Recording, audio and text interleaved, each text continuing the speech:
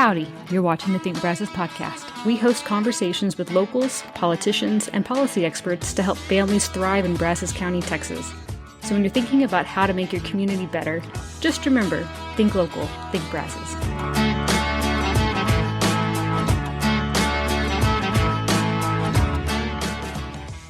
Before we jump in, if you're voting in Brazos County this election, we've put together a free 2026 Brazos Valley candidate guide. It lists every race on the ballot, from federal to local, with a downloadable spreadsheet you can customize and share. Find it at thinkbrazos.org. This is the Think Brazos podcast, and today we're joined with Mike Southerland, who is running for the county judge of Brazos County.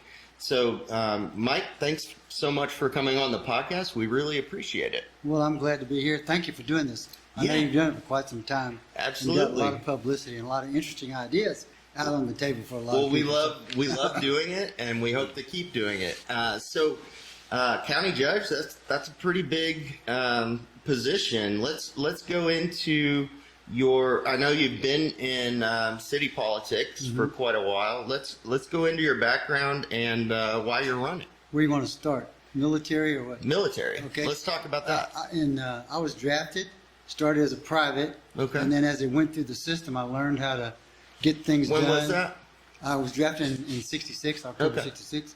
And so first thing I did was go to OCS. The way they did it is when you were a draftee, they said, well, who wants to go to this school or that school? And I'd say, how long is it? And they'd say, well, it's 6 months or whatever. And I'm thinking, maybe Vietnam will be over by then. Anyway, so I went to OCS, and then OCS did the same thing about flight school. So who wants to go to flight school? So I did that and I still wound up in Vietnam. Okay. About 3 years later. And during that time, my wife and I got married. So we've been married 60 years. And wow. We've moved. By the time we moved here as an assignment, we'd moved 22 times in 17 years. Wow. To different places in the world and different places on installations and posts. So anyway, went to flight school and flew 900 combat hours in Vietnam. I was a platoon leader there. We had what did you fly? Hueys, Okay. Hueys and 086s. Yeah. And Bell Jet Rangers, but we flew I flew those when I got back. But in any case, I had 10 helicopters, and I had 20 pilots and 30 enlisted guys to maintain the helicopters. And we flew quite a bit. Each pilot could only fly 100 hours a month, but when that 100 hours was done, when the rest time was done, you get back into it and keep flying. Wow. We flew a ton of hours. Wow. And it was it was pretty exciting with somebody trying to shoot you down all the time. Yeah, I bet. No, I had a grandfather who got shot down in Vietnam, and we lost him. So thank you for your service. Well, really appreciate it. Thank him and his family, because it's just a look at it. I feel very blessed because I flew 900 hours up in the air with somebody trying to shoot you down. Yeah, he didn't even do that. Huh? Wow. I'm saying my grandfather didn't even make it 900 hours. It's just, I don't know. I think you're blessed. Somebody wants you to do something later on in life. So, I got shot. I didn't get shot down, but I got shot up pretty bad. So I had to land right away. But we were fortunate there. And they set booby traps for you and stuff like that. Yeah. Well, we appreciate your service. And then when I came back, the battlefield has a long arm. If you're not killed on the battlefield, you still are subject to what happened to you in several different ways. In Vietnam, for instance, it was because of Agent Orange. Yeah. And there's a lot of us suffered from that. Yeah. And then the other thing is the PTSD from it, which is a very real, hard, tough thing. And so when we came back from Vietnam, I was assigned to an engineer. Actually, I was assigned to fly. Okay. And at Fort Rucker, Alabama, again as an instructor. But they said, well, Mike, if you don't stay in the Army, because we're at the tail end of Vietnam, so they were starting to throw people out. Yeah. So they said, if you don't stay in the Army, you better go to an engineer unit and get qualified. Oh, okay. So I wound up being the commander of a firefighter company, which was 400 people and 60 fire trucks. And we maintained stage fields all around South Alabama and North Florida. And they couldn't fly. There was Fort Worth was a training, aviation training, but they could not fly unless we had a helicopter on the scene. I'm not a helicopter, but a fire truck on the scene. Okay. And we had and I also ran the Army firefighter school. It was consolidated with that company, and so I did that about 2 years. And I went on to a battalion, and I was a XO, and I didn't command an engineer battalion because I had that the engineers are responsible for firefighting. Oh, okay. So I mean, it was part of the engineering operation. So from that, they sent me to school. I got selected. I survived the rift. The Corps of Engineers at that time, each branch had to provide people to go fly, and the Corps of Engineers had 10,000 people by the time Vietnam was over. 10,000 officers. Wow. And they threw out half of them. They Whoa. cut it down to 5,000. So I was very fortunate. Nice. They sent me to the engineer course, and from there I got selected to go to school, to college. And so went to college, and I was assigned to the Corps of Engineers in Little Rock District, and I did programming for them. I have a degree in computer science, so I did a lot of programming in the hydraulics department, actually. And I also served, during that 10-year period, I served in Germany for 4 years. Okay. And I was a company commander again, and I also commanded a city. It was about a 2,000 person city, and it had everything you have in a regular town: housing, doctors, dentists, everything. And I had to do that. I had to keep it all running. It was fun. We had about 100 employees that we worked with, and then there was the rest of them. And we had housing on the economy, and it was a pretty complicated deal. So That sounds like I got a lot of good experience with, and I enjoy working with people. So when I got the job, the boss told me, Mike, he said, he was about to get fired because they had failed so many inspections of housing, and we had a PX in the commissary. None of them had passed the inspections. So he said, that's what I want you to do. So I worked on it for a couple of years. We got everything passed and up to speed, and he was happy, so he gave me another job as XO of the battalion. Then from there, I went back to Fort Leavenworth and did research and development, and went to school back there too. And from there, it was time to leave again, so they wanted me to go to Minnesota. I said, man, how cold is it in Minnesota? Lord. Anyway, so you've been all over the place. yeah, so I wound up here So- as the engineer advisor. because it's quite a bit warmer. Oh yeah. So if we My fast family's forward, close. if we fast forward to your city council time, how many years did you serve on city council? 4 Brian? terms. It was 3-year Okay. terms, so it was 12 and a half years. 12 and a half years. And I started that in 04 running, and Okay. stayed with it since 04. Until, so if I'm doing the math right, About 4 years ago, I think. Okay. Okay. About 2022, somewhere around Okay, there. got But in all that time, whether I was on the council or not, because of my experience in the military, people asked me for help on different things, and so I did. I got involved as much as I could get involved in. Yeah. Charter amendments and all kinds of stuff, people's properties, and many different things. And Habitat for Humanity. Oh, I was yeah. on that board, and I was That's on. right.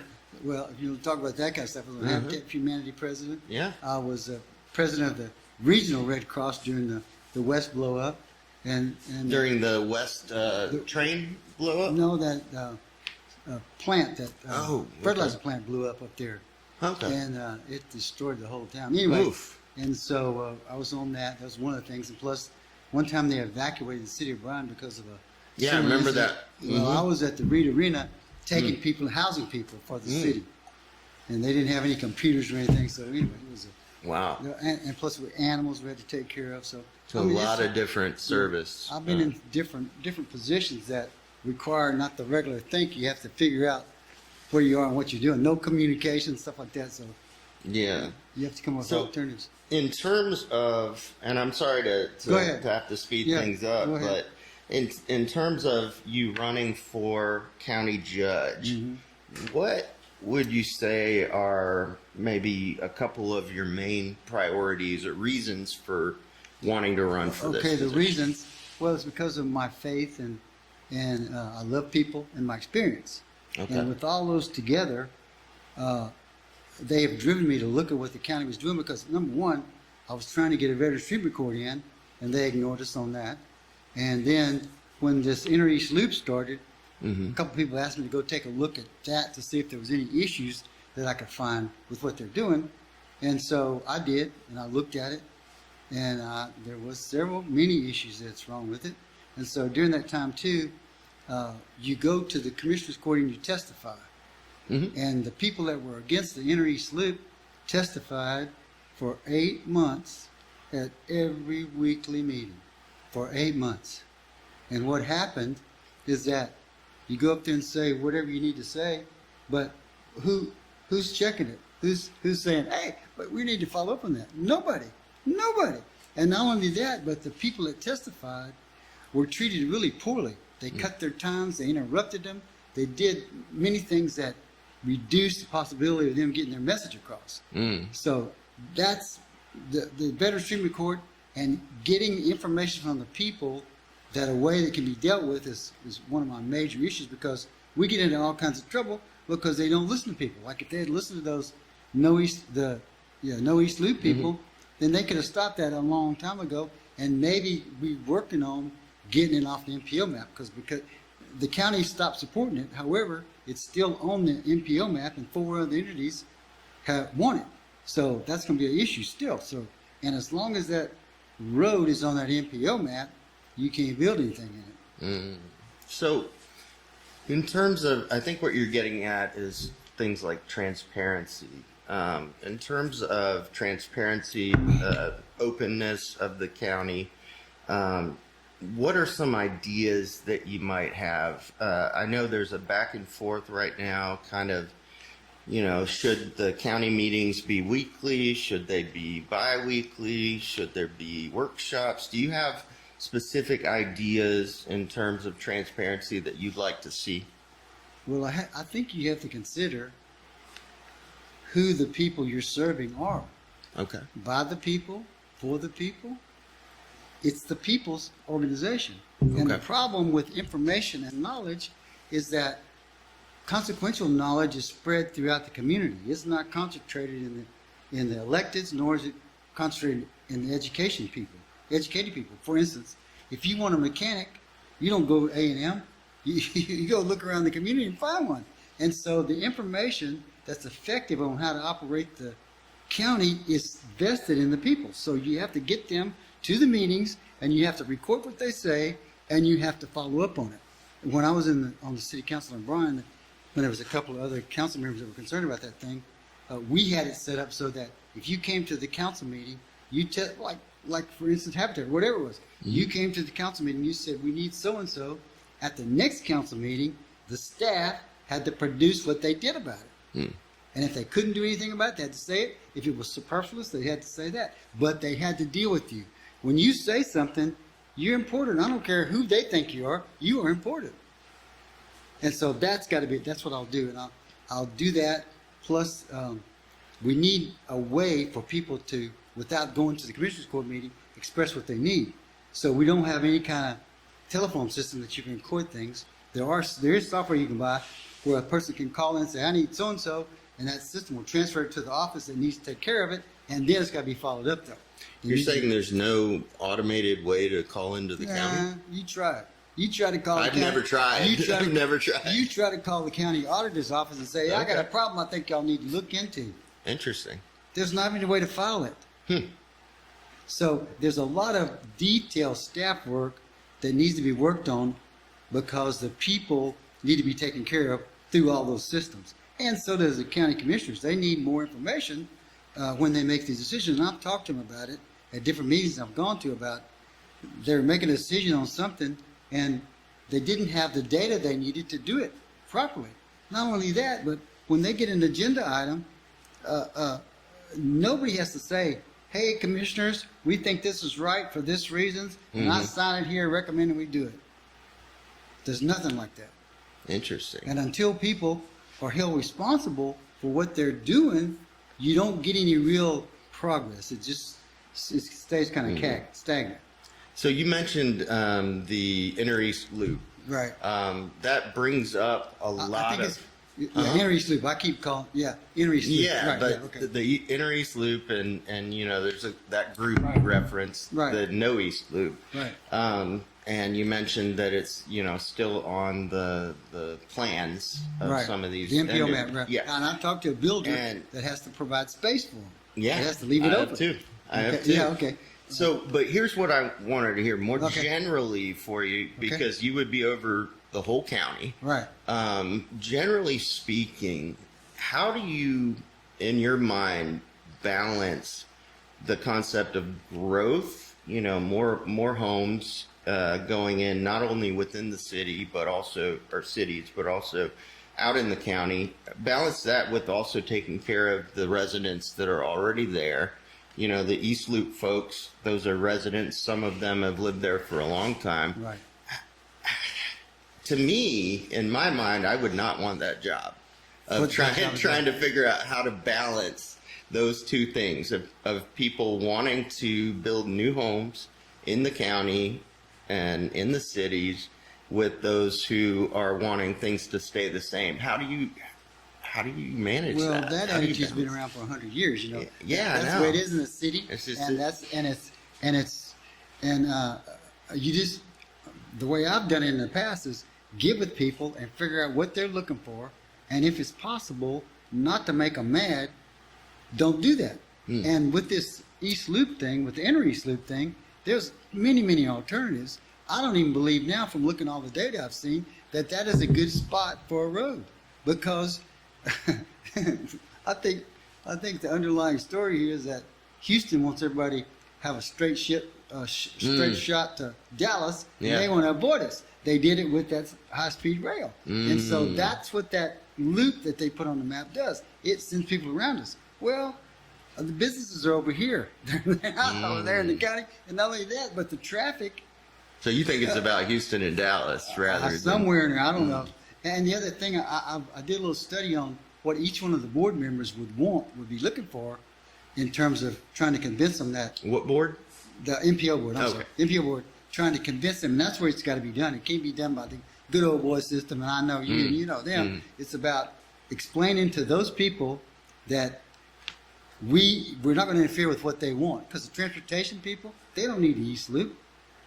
They need to be they need the roads inside of town taken care of. Okay. How about the Texas A&M? They're on the board. They don't want people going to Dallas. They want people coming here, and that's where they do. That's Yeah. 70,000 children or students over there. That's a good So, point. so it's really hasn't. They haven't taken a lot of time, just like the medians. They haven't taken a lot of time to figure out what's needed and how it's needed, or is that the Okay. best design? That's the easy design. Got it. And when I was on the Bryan City Council, the Health Science Center was being built, and so Bryan wanted to be in the hunt. So they said, we'll give them the Bryan Municipal Golf Course, which they finally took. But I said, oh no, I'll never be for that. No way.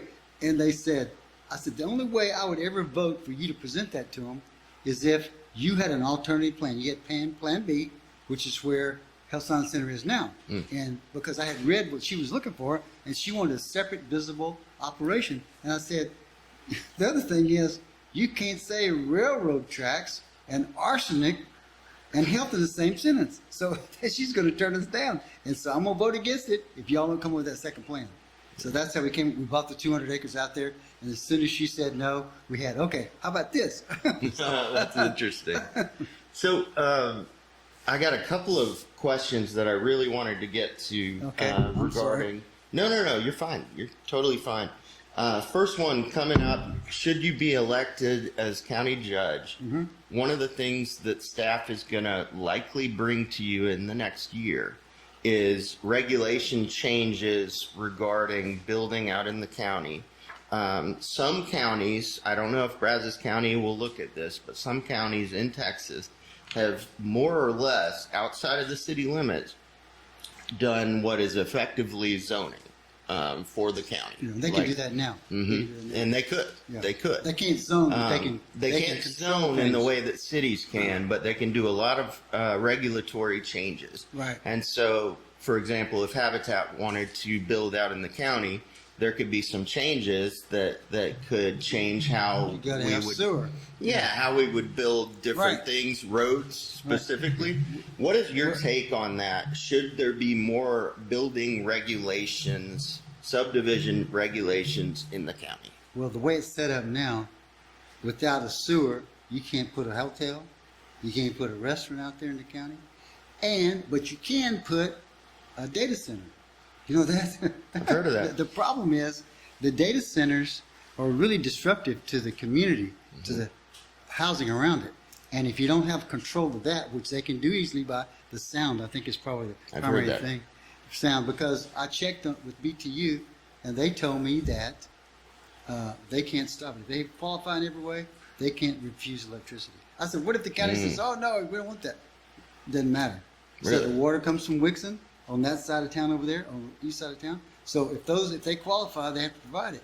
So the only thing you can do as a county is to plan ahead and have a rule that says you can only have so much noise within a certain distance of a housing area. Otherwise, if they don't do that, they block housing being built all around it. So you want to see regulations specifically against data centers? Is that what you're Not saying? against them, but to control, because they're going to be coming because Sure. the BTU has to put in their power Right. system, the grid, and the Texas state pays for it. Sure. So there's incentives for them to come here. Uh-huh. So you got to be smart about not allowing them just to do it willy nilly. That I've been looking at the issues they cause in other Yeah. states, and sound and vibrations are the biggest one.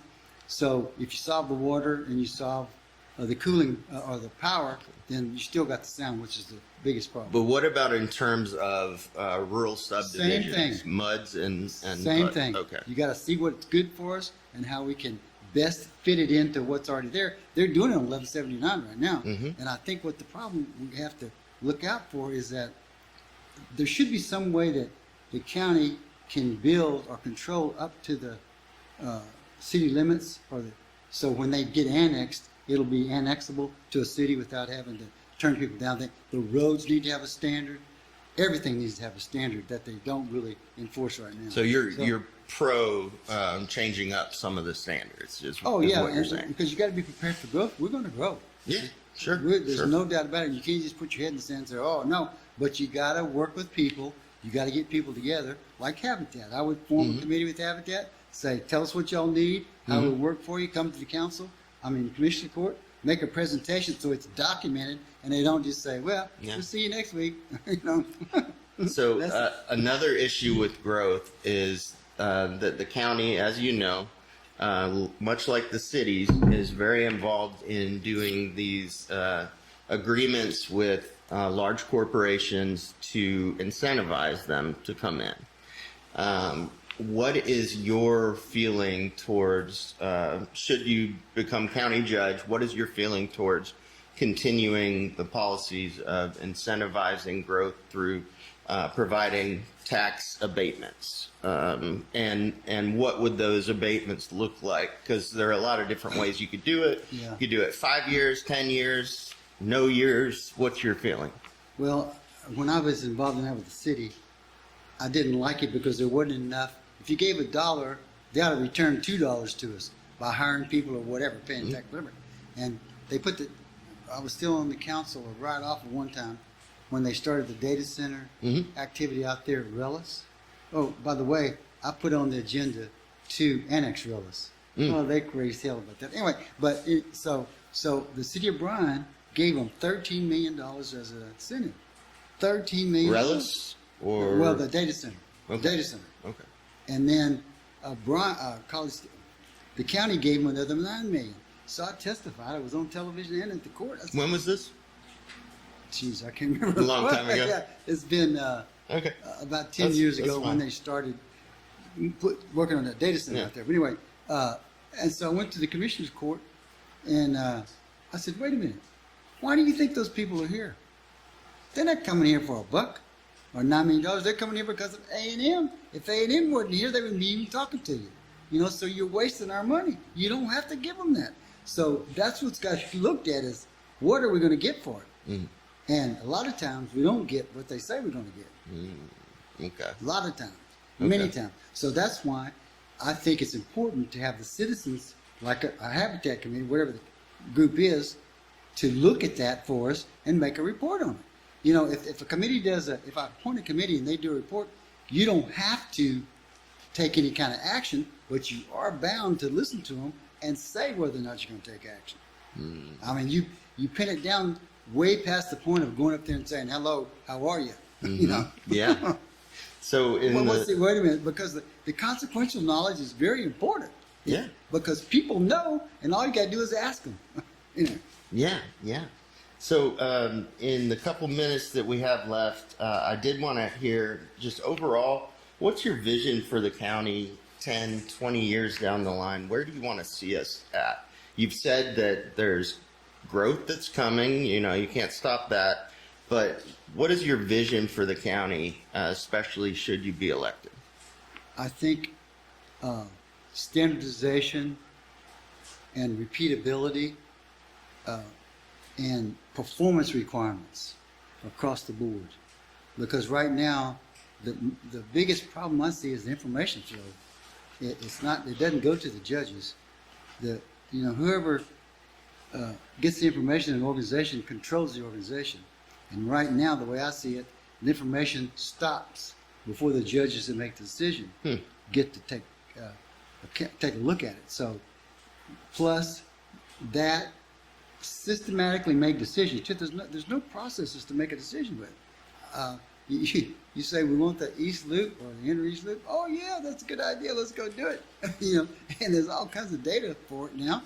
And you have the AI and all those different computer operations that can go through and do some analysis for you. You don't have to use that either, but it's another way to impact your decision, to make a better decision.